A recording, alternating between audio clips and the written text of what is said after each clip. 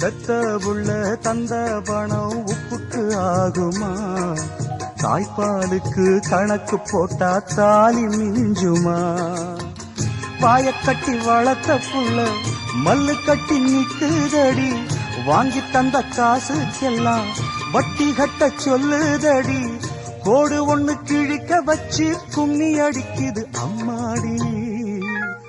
சம்சாரம் அது மின்சாரம், சம்சாரம் அது மின்சாரம்.